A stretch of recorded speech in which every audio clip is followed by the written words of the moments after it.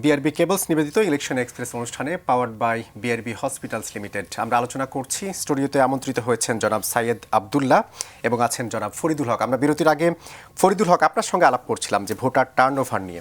আমরা ইলেকশন নিয়ে নানা ধরনের জরিপ দেখেছি, কেউ বিএনপিকে এগিয়ে রাখছে, কেউ জামাত এনসিপি নেতৃত্বাধীন 11 দলীয় জোটকে এগিয়ে রাখছে।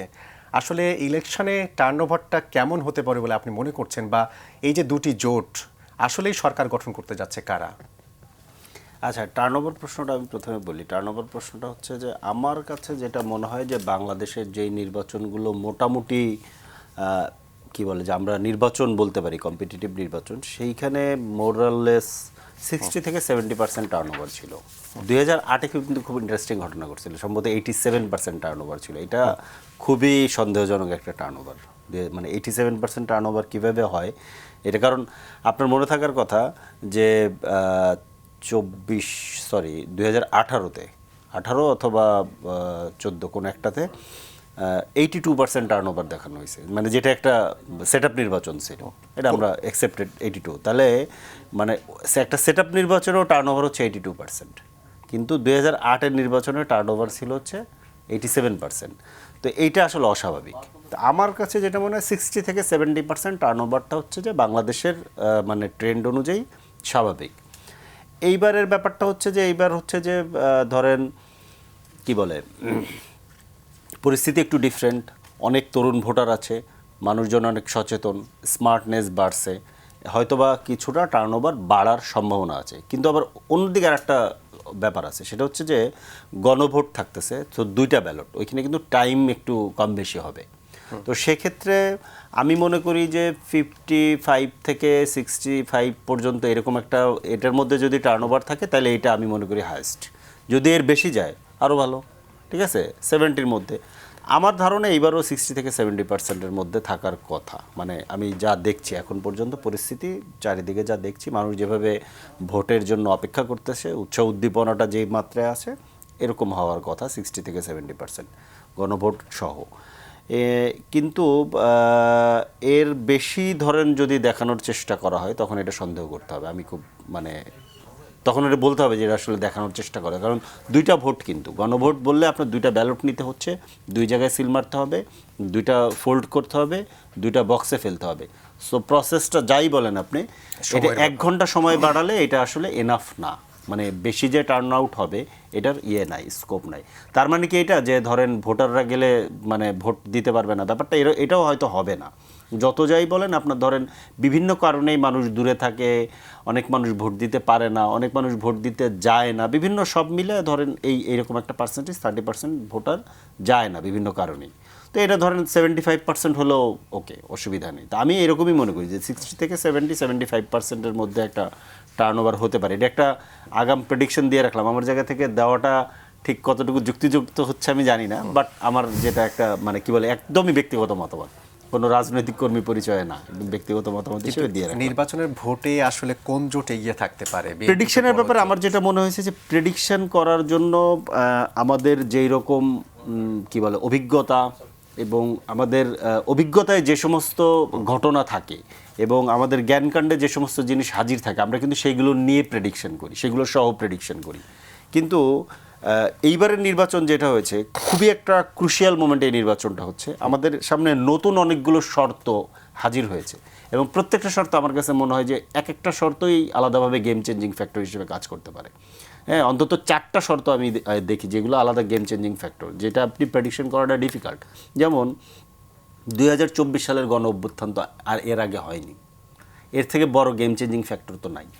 এইটার প্রভাব ভোটে কতটুকু পড়বে, কোন মাত্রায় পড়বে, এটা কিন্তু আমরা জানি না, এটা কিন্তু আমরা একদমই জানি না, এটা প্রেডিক্ট করা খুবই ডিফিকাল্ট। 2 নম্বর জিনিস হচ্ছে 3টা নির্বাচন আমরা দেখতে পাইনি, হয়নি, মানে সাধারণত যেভাবে নির্বাচন হয় সেভাবে নির্বাচন হয়নি।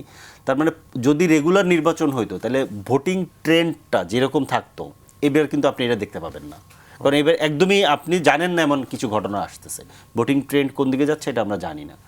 3 নম্বর আর একটা জিনিস হচ্ছে যে ধরেন 4,20,00,000 সম্ভবত নতুন ভোটার, তো এই ভোটাররা কি ভাবছে, তারা কোথায় ভোট দিবে, এটা আমরা, এমন আছে তারা কেউ ভোট নাও দিতে পারে, তারা মনে করো ধরো এইসবই পুরনো রাজনীতি, আবার মনে করলো যে না আমরা নতুন কিছু ভাবতেছি। সো এরকম ঘটনা, যেমন এবার কিন্তু একটা জিনিস, এই তরুণ ভোটাররা বা নতুন ভোটাররা কি আসলে জামাত বা এনসিপি কে নিয়ে কিছু ভাবছে?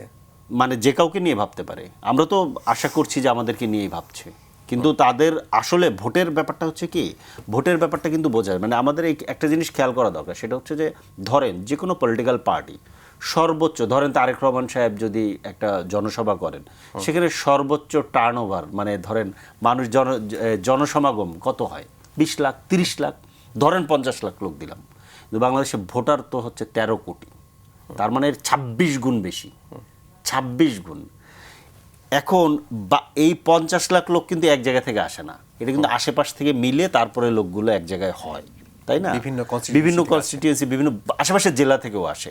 কারণ উনি খেয়াল করে, উনি কি 64 জেলায় যেতে পারছেন? নিশ্চয়ই না। তাহলে উনি যদি রংপুরে গেছেন, তাহলে রংপুরের আশেপাশের যে জেলাগুলো, নীলফামারী কিংবা ধরেন লালমনিরহাট, এই যে আশেপাশের যে জায়গা, ওই জায়গা থেকেও মানুষ কিন্তু রংপুরে যুক্ত হয়েছে। কেন? কারণ দলের বড় নেতা আসছেন, কিংবা উনি সম্ভাব্য প্রধানমন্ত্রী প্রার্থী, ঠিক আছে? তো এইখানে কিন্তু একত্র হয়েছেন। এবার আপনি খেয়াল করেন, ভোটার কিন্তু 13 কোটি, তার মানে বেশিরভাগ মানুষ কিন্তু সাইলেন্ট, কিংবা যাদেরকে দেখা যায় না। আমি 50 লাখ বলছি, কিন্তু সর্বোচ্চ 50 লাখের কোনো জমায়েত বাংলাদেশে এখন পর্যন্ত হয় নাই, আমার জানা নাই। তার মানে হচ্ছে যে ভোটাররা কিন্তু সাইলেন্ট, তাদের কিন্তু আপনি দেখতে পাচ্ছেন না। কিন্তু 20 লাখ মানুষের একটা সমাবেশ দেখলে আমরা মনে করতেছি, আরে বাবা, এই দল তো বোধহয় বিরাট আগায় আছে। সো ব্যাপারটা আসলে বোঝা মুশকিল যে ভোটটা কিভাবে হবে। আর একটা বড় ফ্যাক্টর আছে, সেটা হচ্ছে যে গত 2 দশকের ভেতরে সবচেয়ে কম্পিটিটিভ নির্বাচন হইতে যাচ্ছে এটা, এবং খুবই দারুণ একটা উৎসাহমুখর পরিস্থিতি, দারুণ উত্তেজনা বোধ করতেছি আমরা।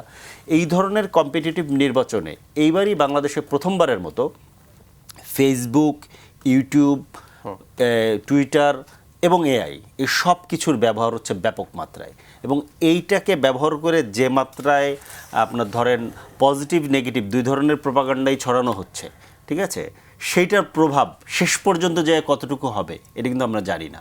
কেন আমি একটা জিনিস একটু বলি, আমি কয়েকবার বলছিলাম নির্বাচন কমিশনের এটা আসলে দায়িত্ব নেওয়া দরকার, যে এখানে অনেক মিস ইনফরমেশন, ডিসইনফরমেশনের পরিস্থিতি তৈরি হবে নির্বাচনকে কেন্দ্র করে। নির্বাচন কমিশনের একটা আলাদা সেল এবং এর জন্য একটা আলাদা রুলস দিয়ে দেওয়া দরকার ছিল, যে তুমি যদি এটা করো তাহলে তোমার বিরুদ্ধে এই ব্যবস্থা নেওয়া হবে। যেমন আমি সিম্পল উদাহরণ দিই, ডক্টর শফিকুর রহমানের টুইটার নিয়ে যে সংকটটা এখানে তৈরি হলো, তো এইটা ওনারা বলছেন হ্যাক, কিন্তু বিএনপি বলতেছে যে এটা হ্যাক হয়নি। তাহলে এটা ডিসাইড করে দিবে কে? ডিসাইড করার জন্য তো আপনার একটা বডি লাগবে। তো পরে তো আবার দেখা গেল বঙ্গভবনের একজন প্রোগ্রামার অ্যারেস্ট হলো। ওইটা তো হচ্ছে আপনি প্রশাসনিক ব্যবস্থা নিচ্ছেন, কিন্তু ঘটনা হচ্ছে জিনিসটা তো হচ্ছে আপনার আইটি রিলেটেড। আপনার নির্বাচন কমিশনের কেন একটা আলাদা সেল থাকবে না? তারা এটা, এবং এটা দ্রুতই বের করা সম্ভব। এটা আপনি রেগুলার ধরে নিয়েতে গেছেন, এটা দিয়ে তো আসলে এটা হবে না। সো এটা করা যায়নি। এই সবগুলো মিলে আমার কাছে মনে হয় যে এই জিনিসগুলো আমাদের অভিজ্ঞতায় নাই। তো নির্বাচনের রেজাল্ট যে কোনো কিছু হতে পারে। আরেকটা বড় ফ্যাক্টর আছে, এটা হয়তো বা খুব বেশি প্রভাব পড়বে না, কিন্তু এটা একটা ফ্যাক্টর। সেটা হচ্ছে যে এই প্রথমবারের মতো কোনো নির্বাচন আওয়ামী লীগ না থাকে। 88 নির্বাচনটাকে যদি আপনি বাদ রাখেন, ওইটা তো ওই অর্থে নির্বাচন বলা যায় না। এছাড়া আওয়ামী লীগ কিন্তু প্রত্যেকটা নির্বাচনে অংশগ্রহণ করেছে বাংলাদেশ হওয়ার পরে।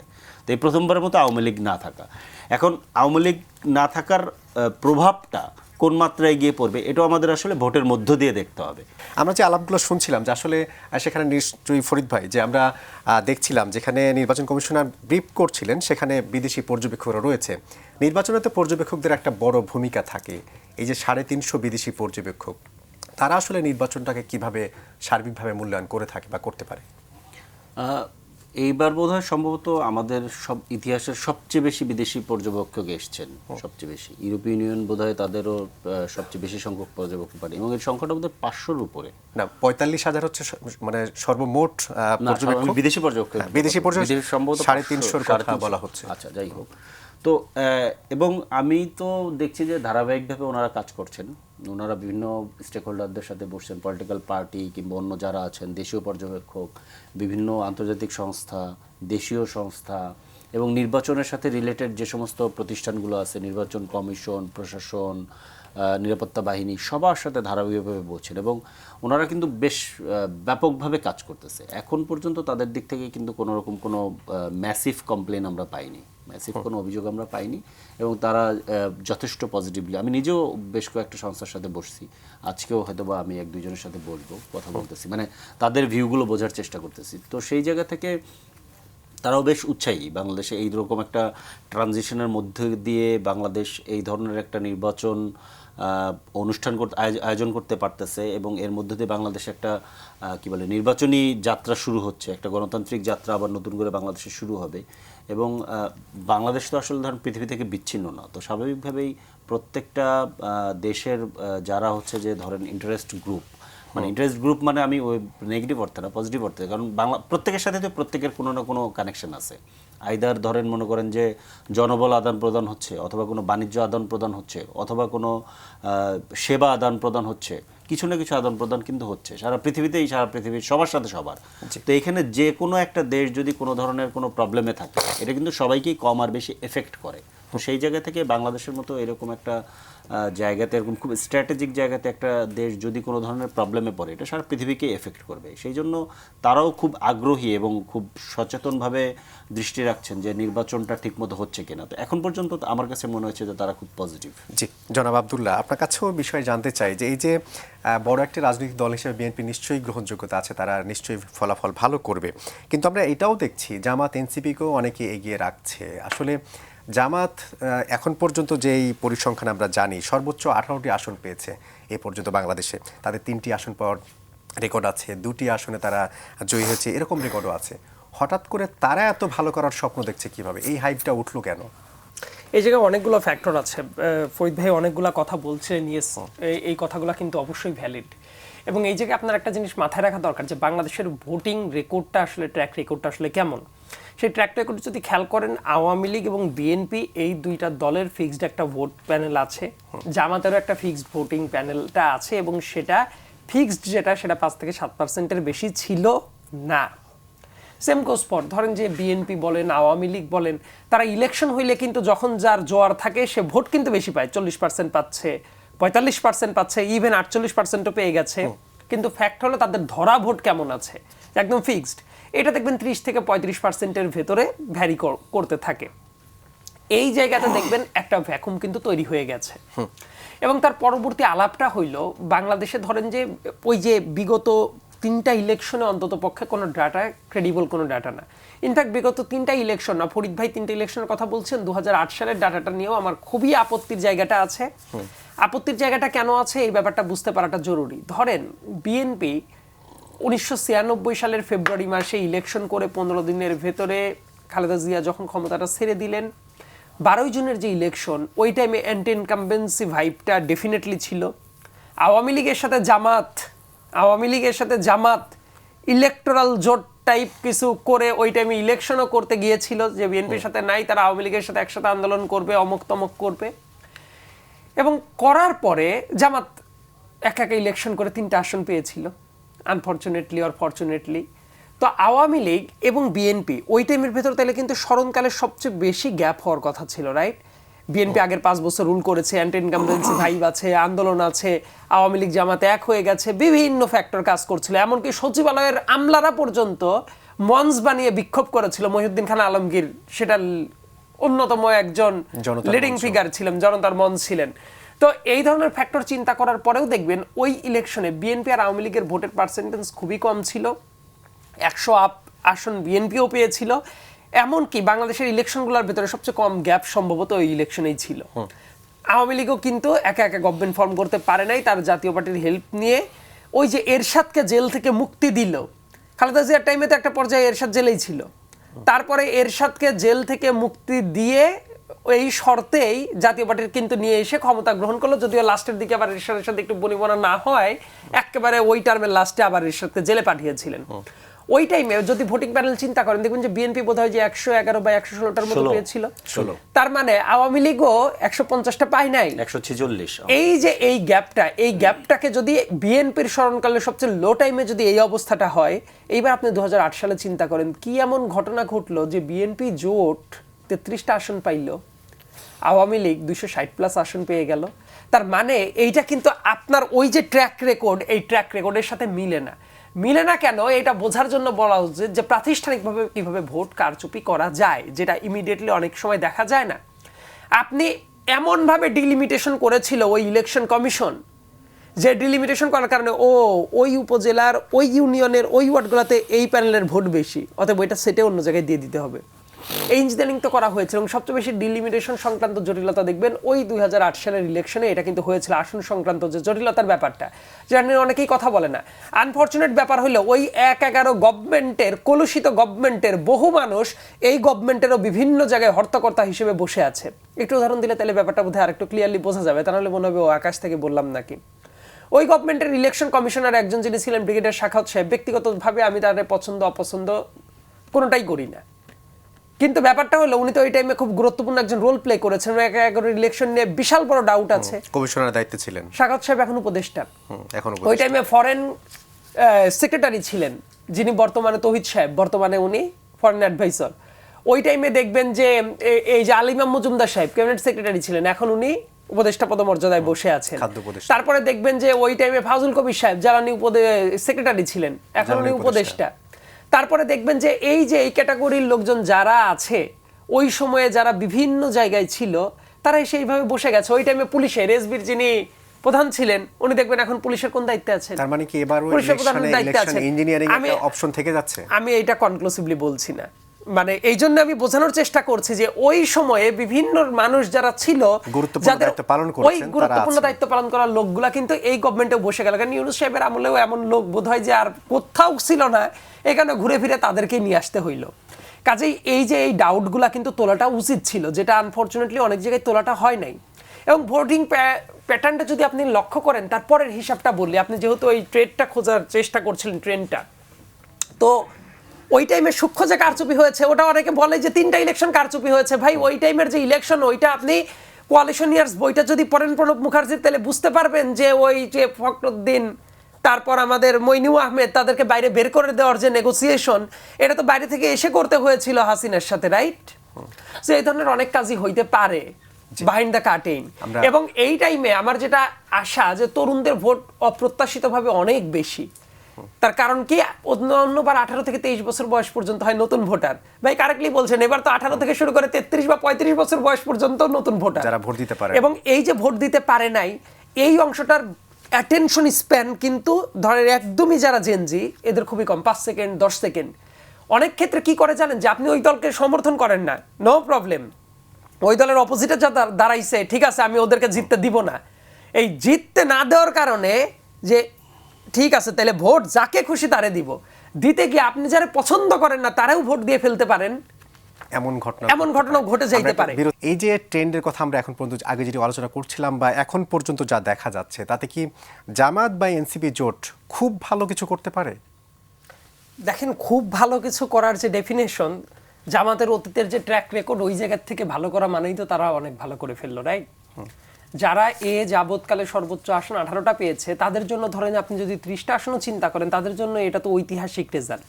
কিন্তু আমার কাছে যেটা মনে হচ্ছে এখন পর্যন্ত তারা এই ট্র্যাক রেকর্ড ভেঙেও আরো অনেকটা ভালো করে ফেলতে পারে, যেটা হয়তোবা যদি ওই ভ্যাকুমটা না থাকতো তারা হয়তোবা এক্সপেকটেশনও কোনোদিন রাখতো না এই অবস্থায়। কিন্তু দেখা যেতে পারে তাদের অতীতের যে কোনো রেজাল্টের তুলনায় সেটা 3 গুণ বা 4 গুণ বেশি সমর্থনও তারা পেয়ে যাইতেই পারে। এই জন্য আমি তো বললাম যে অনেক নতুন ভোটার আছে।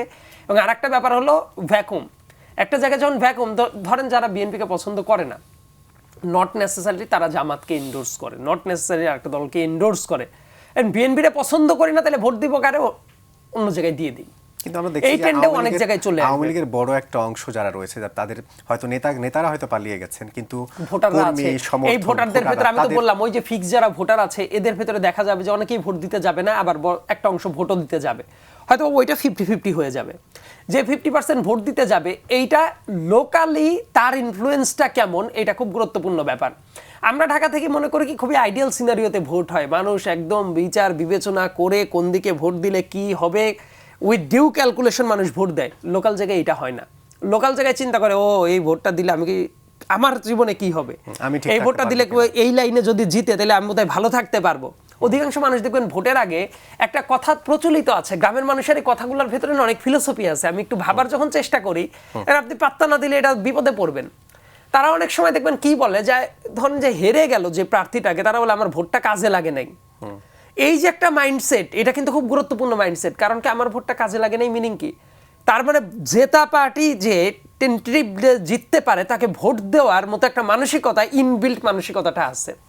এইবার খেয়াল করেন, আপনি সুইং ভোটারের যে অংশটা, তারা কিন্তু এইদিকে জাম করে, ও এরা জিতে যাইতে পারে, অতএব এদেরকেই ভোটটা দেই, হয়তো এরা সরকার গঠন করতে পারে, এদেরকেই ভোটটা দেই। এবং এই ট্রেন্ডটা যখন থাকবে, এইটা কিন্তু আরেকটা দলের কথা তো বললাম যে জামাত ইসলামের যে অ্যালায়েন্সটা আছে, তাদের জন্য 18+1 পাওয়া মানেই তো অতীতের চেয়ে ভালো রেজাল্ট, কিন্তু আমার মনে হয় সেটার চেয়েও তারা 3-4 গুণ বেশি ভালো করেই ফেলতে পারে। আবার যদি এমন হয় যে বিএনপিরও যেটা ধরেন যে নর্মাল ট্রেনটা হিসাব করলে যে সমতায় যেতে তো ভাই 151টা সিট লাগে, রাইট? সো হয়তো বা তারা এর চেয়ে বেশি সিট জেতার জন্য তারা কনফিডেন্ট, কিন্তু আমার যেটা কথা, এই কনফিডেন্সটাকে কখনোই ওভার কনফিডেন্স হিসেবে রিড করা যাবে না। কারণ আমি যেটা চোখে দেখি এবং বুঝি, অনেক জায়গায় অনেক ওভার কনফিডেন্ট লোকজন এবার ধরা খাবে।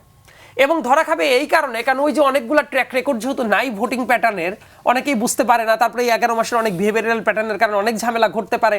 আবার অনেককে এমন বিভিন্ন ট্রেন্ড ধরে ধরে ইনফ্লুয়েন্স করা হয়েছে, যেটা কিন্তু মানুষ নিজের অজান্তেই অনেক দিকে ভোট চলে যাইতে পারে।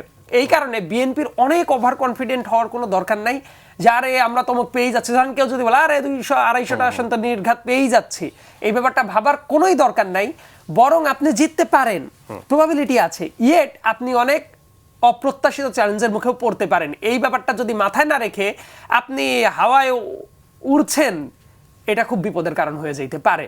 এই কারণে আমি বলবো যে অনেক ভোটিং প্যাটার্ন একটা অংশ যেহেতু ভ্যাকুম আছে, ওই ভোটাররা কোন দিকে যাবে এটা নিয়ে উভয় পক্ষে টানাটানির ব্যাপারটাও আছে। এটা বাস্তব মুখ দিয়ে কেউ স্বীকার করে, কেউ করে না, টানাটানির জায়গাটা আছে। কিন্তু এখন পর্যন্ত ধরেন বিএনপি মানুষ ভাবতে পারে যে হ্যাঁ সরকারে যাচ্ছে, হয়তো বা সেটা হইতেও পারে যদি মানুষ ভোট দেয়। কিন্তু ওভার কনফিডেন্স নিয়ে যে আমরা 200, 250, 275 আসন পাচ্ছে, আমার মনে হয় না এই ধরনের কনফিডেন্স পাওয়ার কোনো সুযোগ আছে। রেদার ক্ষমতায় গেলেও এমন হইতে পারে যে অনেক জায়গায় অনেক অপ্রত্যাশিত চ্যালেঞ্জ ফেস করতে পারে। আবার জামাত এনসিপি যে অ্যালায়েন্সটা আছে, দেখা যাবে যে তারা মানুষ হয়তো বা কেউ চিন্তা করছে আরে অনেক সিট পাবেই না, এমনও হইতে পারে 60, 70, 80টাও পেয়েও যাইতে পারে। আমরা তো এখন বলতে পারি না। আবার দেখা যায় মানুষ যদি ঠিকমতো ভোট দেয়, অনেক হিসাব তো অনেক এলোমেলো হয়ে যায়, ভোটিং এর পরে বোঝা যায় যে না, যে এরকম ক্যালকুলেশন করা হচ্ছিল সেটা আসলে হয়নি। ইট মে হ্যাপেন। জনাব ফরিদ, আপনি একটু যদি বলেন যে আসলে কি বিএনপিকে অপ্রত্যাশিত কোনো চ্যালেঞ্জ ফেস করতে হবে কিনা? কারণ আমরা দেখছি যে সারা দেশে 273 জন স্বতন্ত্র প্রার্থী রয়েছেন, যার মধ্যে বিএনপির বিদ্রোহী প্রার্থীর সংখ্যা 79 জন, এবং বিভিন্ন গণমাধ্যমের রিপোর্ট এই বিএনপির বিদ্রোহী প্রার্থীদের মধ্যে শক্ত অবস্থানে রয়েছে অন্তত 50 জন প্রার্থী। এটা কি আসলে বিএনপির জন্য চ্যালেঞ্জ হয়ে দাঁড়াতে পারে? বিএনপির জন্য অনেকগুলো চ্যালেঞ্জ আছে। এখন এটা আমি যেহেতু বিএনপির বিরোধী শিবিরে রাজনীতি করি, এটা আমার জন্য বলাটা ধরেন একটু মুশকিল। কারণ হচ্ছে যে এটা তখন হচ্ছে যে ইয়ে হয়ে যায়, কি বলে যে বিএনপির বিষেধগার টাইপের বিরোধিতা কিংবা সমালোচনাকে বিষেধগার টাইপের রিড করার একটা ঝুঁকি থাকে। তারপরে ঝুঁকি নিয়ে আমি বলছি, সেটা হচ্ছে যে ধরেন এই যে 79 জন কিংবা 79টা আসনে যে বিএনপির বিদ্রোহী ক্যান্ডিডেট আছে, খেয়াল করে দেখেন বিএনপির বিরুদ্ধে যে অভিযোগটা আসলো যে 45 কি 43 জন ঋণ খেলাপিকে মানে মনোনয়ন দিল, ছেড়ে দিল নির্বাচন কমিশন। এর ভিতরে বিএনপির যারা এই 43 জন, তো ওই আসনগুলোতেও কিন্তু বিএনপির বিদ্রোহী প্রার্থী ছিল। ওই আসনগুলোতে বিএনপির বিদ্রোহী প্রার্থী ছিল। বিএনপি কিন্তু ওনাদেরকে না দিয়ে, ওই বিদ্রোহীদেরকে না দিয়ে, তখনও তারা বিদ্রোহী ছিল না, না তখনও তারা বিদ্রোহী ছিল না, ওনাদেরকে না দিয়ে বিএনপি ওই ঋণ খেলাপিদেরকেই দিল। সো এইটা যেটা হলো যে এইটা বিএনপি নিজের জন্য নিজেই কিন্তু একটা ব্যাড এক্সাম্পল সেট করলো ভোটারদের সামনে। এখন ভোটাররা এটাকে কিভাবে নিছে, ভোটাররা কি আদতেই এটাকে পজিটিভলি নিছে নাকি নেগেটিভলি নিছে, এটা ভোটাররা ঠিক করবে। এটা আমরা ভোটের পরে বুঝতে পারবো। কিন্তু আমি তো মনে করি যে বিএনপি যে সুবিধাজনক পরিস্থিতিতে ছিল, এই 45 জনকে বিএনপি, কারণ বাকি এই 45 জনের এগেনিস্টে যে 45 জন ছিল তারাও তো বিএনপি, তারা তো বিএনপির বাইরের না, তারা তো অন্য কেউ না, এবং তারা প্রত্যেকেই প্রায় শক্ত ক্যান্ডিডেট। হ্যাঁ, তো তাদেরকে ছেড়ে দিলে বিএনপির খুব একটা ক্ষতি হতো না, বিএনপির জন্য এটা ভালো হতো। কিন্তু এতে করে যেটা হলো যে বিএনপিকে এইভাবে কি বলে যে এখন কি বলে আমরা বিএনপিকে এইভাবে বলতে পারি, মানে আমার জন্য বলা এটা এখন খুব ইজি যে বিএনপি তো আসলে ওই যে ঋণ খেলাপি যারা ঋণ খেলাপের রাজনীতি যারা করতে চায়, কারণ ঋণ খেলাপির রাজনীতি কারা করতো, কিভাবে করতো, এই সবটা তো আমরা গত 15 বছরে দেখছি তাই না? বিএনপি তাদেরকে প্যাট্রোনাইজ করতেছে। কিংবা এই 5,000 কোটি টাকার উপরে যাদের ঋণ খেলাপি ঋণ নিয়ে যারা পার্লামেন্টে যাবেন, যদি সবাই ধরে নিলাম আমরা যাই তর্কের খাতিরে, ওনারা বেরোনোর পর সময় কি এটা 50,000 কোটিতে গিয়ে ঠেকবে নাকি 5 লক্ষ কোটিতে গিয়ে ঠেকবে, আমরা কিভাবে নিশ্চিত হব? কারণ এই যে ঋণ খেলাপি তৈরি করার মধ্য দিয়ে ব্যাংক ব্যবস্থাকে লুট করার যে গ্র্যান্ড মেকানিজম, এই মেকানিজমের পাল্টা কি ব্যবস্থা বিএনপি নিবে, এর আমরা কোনো পরিষ্কার দিক নির্দেশনা এখনো পাইনি। যদি বিএনপি সরকারে যায়, আমরা কিন্তু কোনো পরিষ্কার দিক নির্দেশনা পাইনি, কারণ এখনো এই ব্যবস্থাটাকে আমরা পুরোপুরি মেরামত কিংবা সারাই করতে পারিনি। সরকার একটা আইন করছে যে এক পরিবার থেকে আগে 3 জন না কয়জন ছিল, এখন এত থাকতে পারবে না, কম থাকতে পারবে। এইগুলো কতটুকু শেষ পর্যন্ত গিয়ে আইন কোনটা কতটুকু কার্যকর হবে, কারণ এই প্রত্যেকটাই অধ্যাদেশ, এগুলো পার্লামেন্টে গিয়ে রেটিফাই হইতে হবে। পার্লামেন্টে যদি বিএনপি যায়, মানে আমি ধরে নিচ্ছি যে বিএনপি যাবে, তখনকার প্রশ্নে আমি আলোচনাগুলো করছি, আমার আশঙ্কাগুলো আমি রাখছি। এইগুলো আদতেই ধরেন ইয়ে করবে কিনা। কিংবা আরেকটা প্রশ্ন আছে যে ধরেন হ্যাঁ কেউ হয়তো এই ঋণগুলো বিএনপির 2001-06 আমলে পেয়েছিল, কারণ ঋণগুলো আমরা জানি যে সরকারের ক্ষমতায় না থাকলে এগুলো পাওয়া যায় না সাধারণত। কিন্তু সবাই কি তাই? কেউ কি 2008-24-এর মধ্যে পান নাই? কিংবা না পেলেও তারা ঋণগুলোকে এক্সটেনশন তো করতে পারছেন। সো মানে ওই যে পুরনো রাজনীতির মধ্যে যাওয়ার কিংবা বিএনপিকে টেনে নেওয়ার একটা প্রবণতা বড়ভাবে দেখা গেছে। এটা হচ্ছে একটা অভিযোগও কিন্তু আছে যে হয়তো বিএনপিরই কোনো ব্যবসায়ী নির্বিঘ্নে ব্যবসা করেছেন আওয়ামী লীগের সময়েও। হ্যাঁ, সেটা তো আছেই। কিংবা আওয়ামী লীগের যে ধরেন লুটপাটকারী যে প্রতিষ্ঠানগুলো, এই প্রতিষ্ঠানগুলো এখন কাদের দায়িত্বে আছে? কিন্তু রাষ্ট্রের দায়িত্বে নাই। সম্ভবত বেক্সিমকোর কিছু একটা অংশ রাষ্ট্র দায়িত্ব নিচ্ছে, আর বাকিগুলো কাদের? এস আলম কারা চালায়? এস আলমের ব্যবসা, এস আলম কারা আমরা এটা তো জানি। 2008 সালের আগে এস আলম বলতে কোনো কিছু নাম শুনছি, একটা বাস কোম্পানি ছিল, এর মনে হয় 40-50টা বাস ছিল ঢাকা চিটাগং রুটে। এছাড়া কি ছিল? সিমেন্টের ফ্যাক্টরি ছিল কিনা আমি জানি না, কিন্তু এস আলম পরে কি হয়েছে এটা তো আমরা জানি। বিরাট বড় মাফিয়া হয়েছে। তো এই যে বিরাট বড় মাফিয়া গোষ্ঠীর যে বিরাট লুটপাট করা সম্পত্তি, এই সম্পত্তি কাদের দায়িত্ব আছে? সম্পত্তি তো দেখভাল করতেছে কেউ না কেউ। এখানে ঘটনা যেটা হয়েছে যে এইখানে এই মাফিয়া রাজনীতির একটা ধরেন সুন্দর আন্ডারস্ট্যান্ডিং আছে, যে ধরেন এখানে বিএনপি, আওয়ামী লীগ কিংবা অন্য যে কোনো দল, জাতীয় পার্টি, এগুলো আসলে ফ্যাক্টর না। যেমন ধরেন গতকালকে সম্ভবত জাতীয় পার্টির একজন মৌলভীবাজারের একটা ক্যান্ডিডেট, জাতীয় পার্টির ক্যান্ডিডেট, জয় বাংলা স্লোগান দিতেছে, সে খুব গর্ব করে বলতেছে জয় বাংলাকে আমরাই রক্ষা করতে পারবো। মানে এখানে ভেতরে কিন্তু একটা ভাগাভাগি আছে। ইন্টারেস্টিং একটা জিনিস আছে, এই যে লাঙ্গল প্রতীক অর্থাৎ জাতীয় পার্টি, তারা এবারে ইলেকশনে কেমন করতে পারে? এটা তো ধরেন পরজীবী একটা ইয়ে, এটা নিয়ে খুব একটা আলোচনা করার কিছু নেই, সময় নষ্ট হবে শুধু, এটা দরকার নেই। আমি জাস্ট উদাহরণের জন্য বললাম। সেটা হচ্ছে যে এইখানে রাজনীতিতে একটা ব্যয়তন্ত্র আছে। দেখবেন যে বিরাট একজনের সাথে আরেকজনের বিরাট দ্বন্দ্ব, 50 বছর ধরেন বিরোধী রাজনীতি করছে, কিন্তু ছেলে আর মেয়েকে বিয়ে দিচ্ছে। হ্যাঁ, মানে খুব ইন্টারেস্টিং। কিন্তু শেখ হেলালের মেয়ের জামাই হতেছে আন্দালিব রহমান পার্থ। শেখ হেলালের ছেলে এবং শেখ হেলালের ভাই, 3 জনে 24 সাল 18 সালে এমপি ছিল, 3 জনে এখন পলাতক। আন্দালিব রহমান পার্থ হয়তো বা জিতে গেলে মন্ত্রী হয়ে যেতে পারে। খুব ইন্টারেস্টিং। কিন্তু এরকম আরও আছে। ইকবাল হাসান মাহমুদ টুকুর ছেলে কিংবা মেয়ে, ওই আওয়ামী লীগের কোনো বড় নেতা, উনি ঠিক নাম মনে করতে পারতেছি না, তারাও বেআই। এই ধরনের একটা ব্যয়তন্ত্র কিন্তু প্রতিষ্ঠা পাইছে এখানে। খুব ইন্টারেস্টিং। কিন্তু যেটা হয় যে ধরেন যখন আওয়ামী লীগ ক্ষমতায় থাকে, তখন আওয়ামী লীগের লোকেরা হচ্ছে সব ব্যবসা বাণিজ্যগুলো দেখভাল করে, আওয়ামী লীগ চলে গেলে আবার বিএনপির লোকেরা আসে এটা করে। এটা খুব চমৎকার একটা উদাহরণ আমি আপনাকে দিই। ঢাকা 11 আসনটা, যেহেতু এটা আমাদের দলের আহ্বায়ক এই আসনে নির্বাচন করতেছে, এই জন্য এটা আমি জানি। হয়তো বা এরকম অনেক ঘটনা আছে আমরা জানি না। ঢাকা 11 আসনে যিনি হচ্ছে নির্বাচন করতেছেন, M.A. কাইয়ুম, উনি একসময় একটা ওয়ার্ডের কমিশনার ছিলেন। 2008 সালে উনি নির্বাচন করছিলেন। এরপরে 2008-এর নির্বাচনের পরে উনি দেশ ছেড়ে প্রায় 15 বছর দেশে ছিলেন না। তো ওনাদের একটা কোম্পানি আছে, এই কোম্পানি কতটুকু লিগেল কতটুকু ইলিগেল আমি জানি না, স্বদেশ প্রপার্টিজ নামে। উনি সম্ভবত এই কোম্পানির শেয়ার হোল্ডার ছিলেন কিংবা ছিলেন না, তা আমি জানি না। মজার বিষয় হচ্ছে ওই কোম্পানির ম্যানেজিং ডিরেক্টর ছিলেন ঢাকা 11 আসনের 24-এর ডামি নির্বাচনের এমপি ওয়াকিল উদ্দিন, ম্যানেজিং ডিরেক্টর। 5 আগস্টের পরে স্বভাবতই তিনি পালাইছেন। কাইয়ুম সাহেব ছিলেন হচ্ছে মালয়েশিয়াতে, এখন শোনা যায় ওয়াকিল সাহেব আছেন মালয়েশিয়াতে, মানে এক্সচেঞ্জ হয়েছে। এবং কাইয়ুম সাহেব এসে ওই কোম্পানির ম্যানেজিং ডিরেক্টর হয়েছেন এখন। কিন্তু সেই আসনে আপনাদের যে আহ্বায়ক জনাব নাহিদ ইসলাম, তার বিজয়ের সম্ভাবনা কতটুকু? না, এখানে ধরেন ওই আসনের মানুষ যদি ধরেন এই ধরনের ভূমিদস্যুদেরকে ভোট দেয় কিংবা ভূমিদস্যুরা যদি ভোট কেটে নিয়ে যেতে পারে, তাহলে তাদের বিজয়ের সম্ভাবনা আছে। আর যদি মানুষ আসলে, কারণ মানুষ এই জিনিসগুলো জানে, এই এলাকার মানুষ এটা খুব ভালোভাবে জানে কিভাবে এই ভূমিদস্যুরা এই জমিগুলোকে দখল করছে, কিভাবে ধরেন দিনের পর দিন মানুষদেরকে ঘুরাইছে, কিভাবে 10 টাকার জমি 3 টাকায় নিছে। হ্যাঁ, এইটা বহু কীভাবে ধরেন কোনো কথাবার্তা ছাড়া ধরেন জমি ভরাট করে ফেলছে।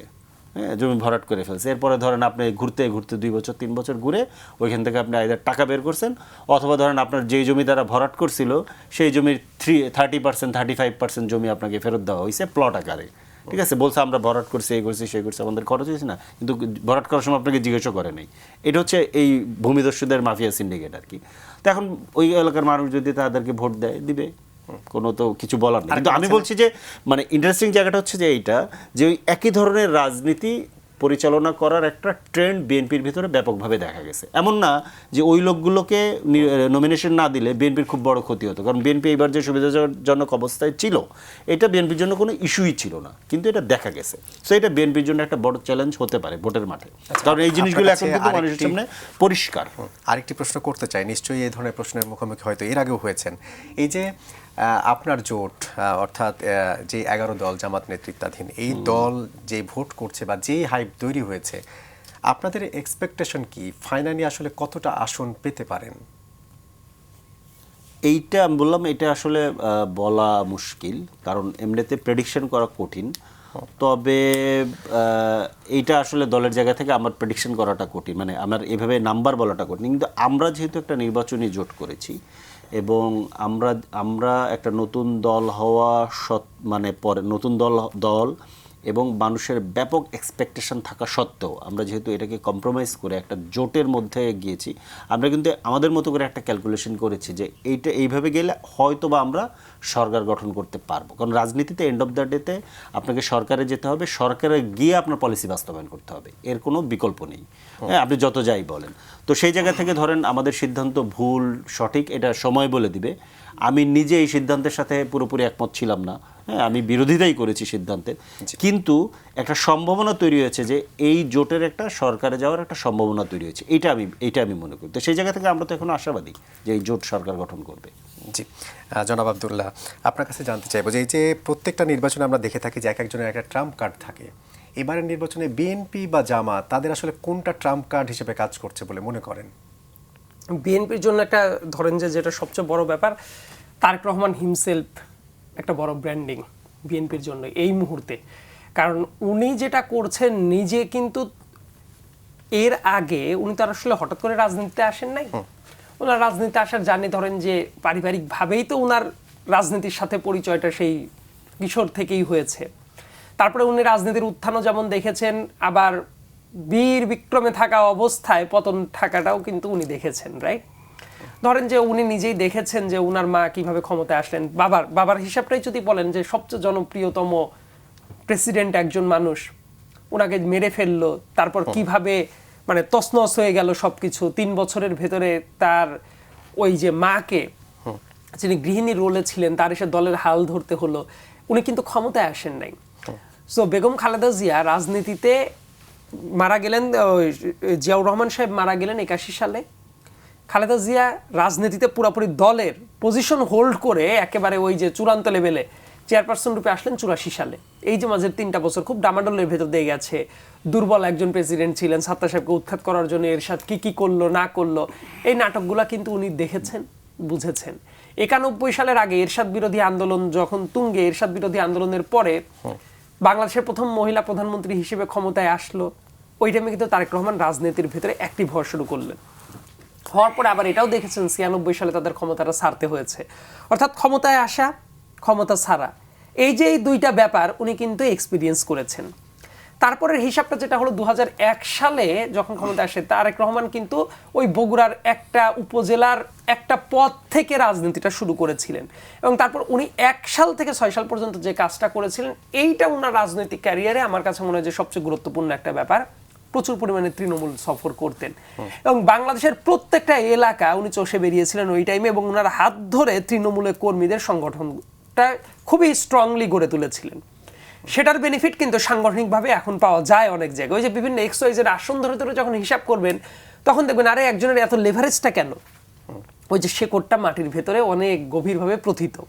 এবং এই কারণে তারেক রহমান সাহেব দেখেন আসার পরে উনি বাংলাদেশের সাথে সেট হইতেই কিন্তু অনেকটা টাইম লাগার কথা ছিল, কিন্তু অনেকগুলা জায়গায় জনসভা করলেন, বাংলাদেশের আনাচে কানাচে বিভিন্ন জায়গায় ঘুরে বেড়াইলেন, খুবই এনার্জেটিক ভাইব কিন্তু ওনার ভেতর দিয়ে দেখা যাচ্ছে। এবং আরেকটা ব্যাপার, উনি বারবার কয়েকটা কথা বলছেন, রুল অফ ল এর কথা বলছেন। আপনি কিন্তু পপুলিস্ট তত্ত্ব ধরে বলতেই পারেন প্রতিশোধের রাজনীতি, অমুক এটা করছে, সিরে ফেলবো, অমুক করবো, তমুক করবো। উনি যে স্ট্র্যাটেজিটা নিয়েছেন, আমি রুল অফ ল প্রতিষ্ঠা করব। উনি যেটা বলছেন ভারতের সম্পর্ক বা বাইরের কোনো সম্পর্ক যে ন্যায্যতার ভিত্তিতে সম্পর্ক হবে, এমন কোনো কিছু করব না যেটা আমার দেশের স্বার্থকে লঙ্ঘন করে।